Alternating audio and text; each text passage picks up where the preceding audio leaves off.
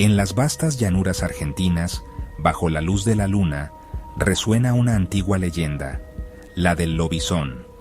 Se dice que el séptimo hijo consecutivo está destinado a transformarse en una bestia monstruosa durante la luna llena. El miedo al lobizón marcó generaciones, convirtiendo la superstición en una sombra real sobre familias y comunidades. El lobizón, mitad humano, mitad lobo, acecha el campo, recordando el poder de las leyendas en la vida rural argentina.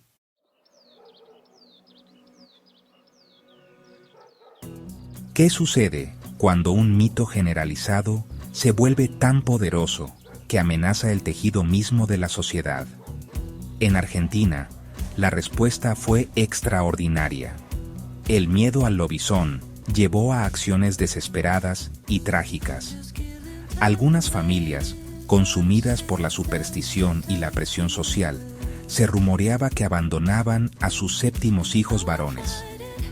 En los casos más extremos y desgarradores, los susurros de infanticidio circulaban por comunidades aterrorizadas, mientras los padres buscaban cortar preventivamente la maldición antes de que pudiera echar raíces.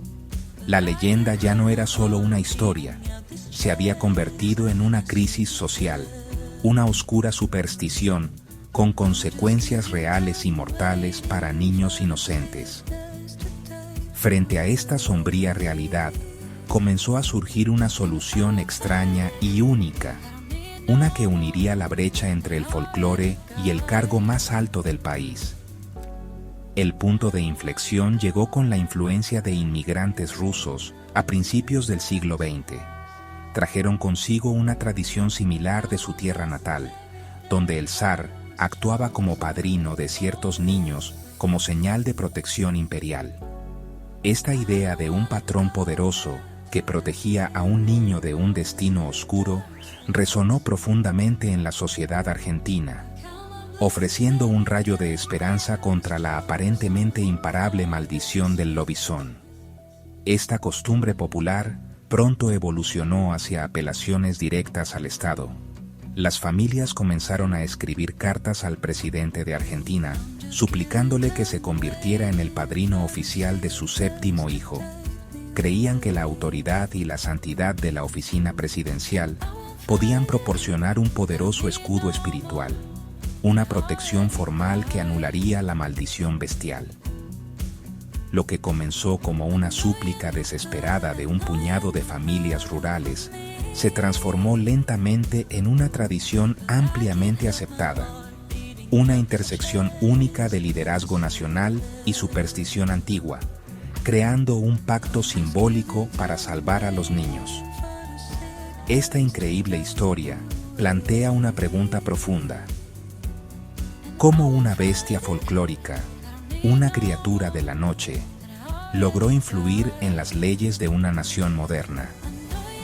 El viaje de la leyenda del lobizón, desde el campo remoto hasta el palacio presidencial, es un testimonio del poder perdurable del mito.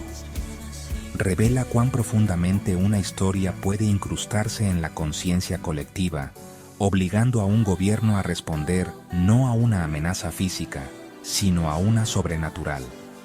El cuento del padrino presidencial es más que una curiosidad histórica. Es un poderoso ejemplo de cómo una nación reconoció oficialmente una leyenda, tejiéndola en su propia identidad legal y cultural.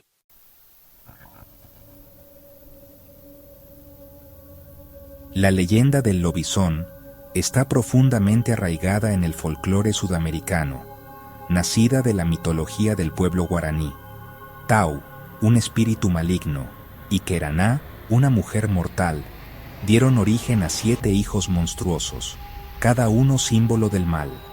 El séptimo, Luisón, se convirtió en el señor de la muerte, habitante de cementerios y sembrador de miedo. Con el tiempo, la historia de Luisón se fusionó con los relatos europeos de hombres lobo, creando al lobizón argentino, una criatura nacida tanto del mito indígena como de la superstición colonial.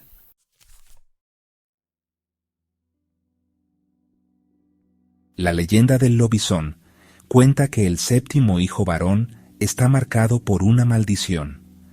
Al llegar la pubertad y bajo la primera luna llena de martes o viernes, sufre una dolorosa transformación en una bestia aterradora, mitad hombre, mitad lobo.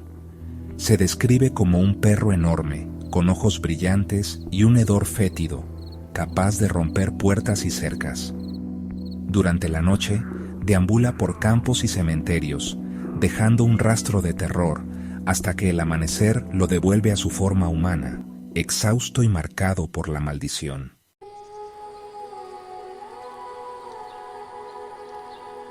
La leyenda del lobizón era mucho más que una tragedia personal para el séptimo hijo. Era una profunda maldición social que proyectaba una sombra oscura sobre toda su familia y la comunidad. El nacimiento de un séptimo hijo era recibido con miedo y sospecha. La familia quedaba marcada. Su hogar se convertía en un punto focal de ansiedad comunitaria. Marginados y tratados como parias, vivían bajo el peso de la superstición. El miedo era más agudo en las noches de luna llena. La noche se llenaba de un silencio inquietante, roto solo por el ladrido de perros nerviosos. El séptimo hijo se convertía en chivo expiatorio, recipiente de todos los miedos y ansiedades de la comunidad.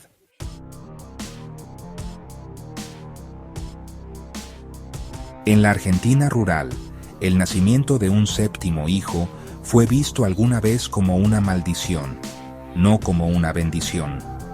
Las familias, atrapadas por la leyenda del lobizón, enfrentaban un miedo abrumador y aislamiento social.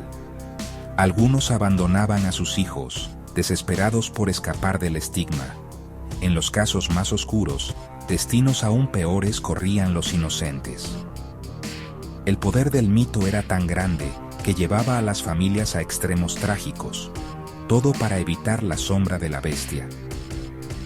El verdadero peligro nunca fue el lobizón en sí, sino el miedo que inspiraba, convirtiendo la superstición en una crisis social. Algo tenía que cambiar para salvar a los niños de las consecuencias de una historia que había ido demasiado lejos. Ese cambio llegaría de un lugar inesperado: las tradiciones de inmigrantes lejanos.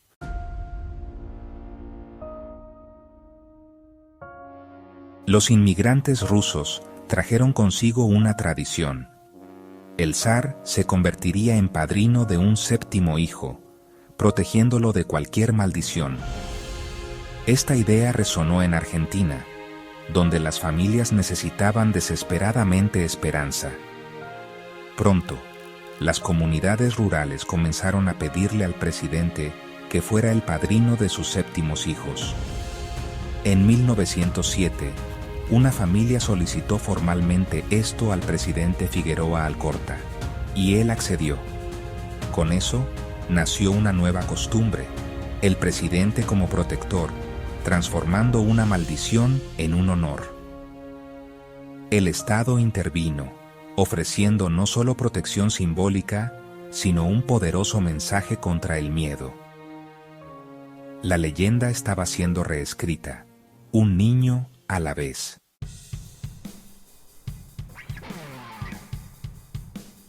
El padrinazgo presidencial rápidamente se convirtió en una tradición preciada, celebrando a cada nuevo séptimo hijo, no rechazándolo. La bendición del presidente convirtió el miedo en orgullo, protegiendo a las familias de los peores efectos de la superstición. Pero durante décadas, esto fue solo una costumbre, dependiente de la buena voluntad de cada presidente. Los defensores exigieron más: convertir esta protección en un derecho legal, no en un favor. Para la década de 1970, el movimiento ganó impulso, con el objetivo de convertir el folclore en política nacional. El objetivo era claro: asegurar que cada séptimo hijo, sin importar dónde viviera, fuera honrado y protegido. El escenario estaba listo para que la superstición se convirtiera en ley.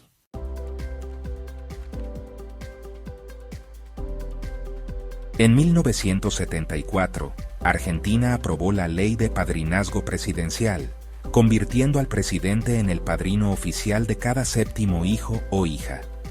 El propósito de la ley era claro: terminar con el estigma, proteger a los niños y transformar un mito en una fuerza para el bien. Cada ahijado presidencial ahora recibía no solo protección simbólica, sino una beca financiada por el gobierno para su educación. La ley incluía a las niñas, reconociendo que la superstición también podía dañarlas. Esto era más que folclore, era una declaración de valores nacionales: igualdad, oportunidad y unidad. La leyenda del lobizón finalmente fue domada, su sombra reemplazada por la esperanza. Argentina había convertido una maldición en una promesa.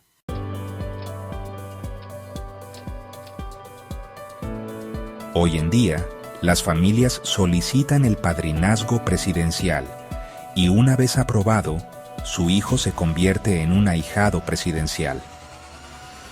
Las ceremonias en la Casa Rosada marcan la ocasión, con el presidente o un representante entregando medallas y certificados. La medalla de oro y la beca son más que simples símbolos.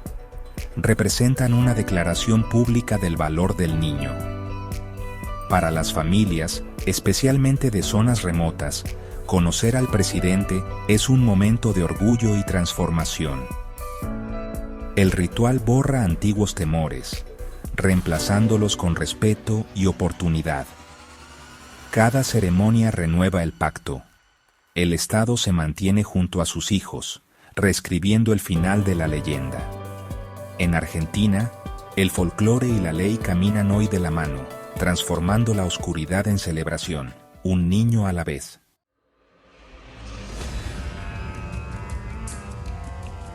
El mito del lobizón vive a través de la tradición única del padrinazgo presidencial en Argentina. Cada ceremonia en la Casa Rosada es un testimonio de cómo una historia nacida de la mitología guaraní se convirtió en ley, fusionando folclore y política. El ahijado presidencial, adornado con una medalla y una beca, simboliza a una nación que eligió la compasión por encima del miedo. Hoy, este legado es motivo de orgullo, un recordatorio de que los mitos pueden moldear la realidad y de que Argentina transformó una maldición en una bendición para las generaciones futuras.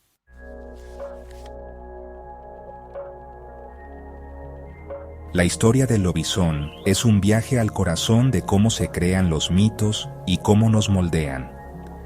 Nacido en el mundo espiritual guaraní, el lobizón viaja por noches argentinas, sembrando miedo y leyenda. Su sombra era real, aislaba familias y convertía a inocentes en parias. Pero Argentina eligió la empatía, protegiendo al séptimo hijo y transformando el miedo en esperanza. El eco del lobizón nos recuerda que la frontera entre mito y realidad es porosa, y que las historias pueden cambiar destinos.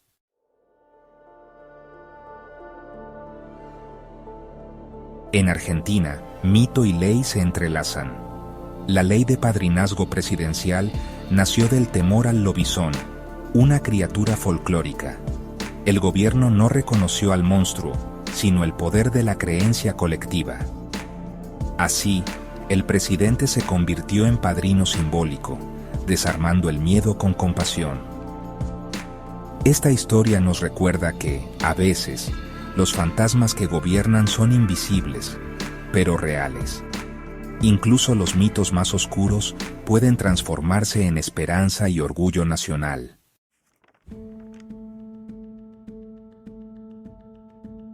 La historia del lobizón nos invita a explorar la frontera entre mito y realidad. ¿Puede una superstición influir tanto como una amenaza real?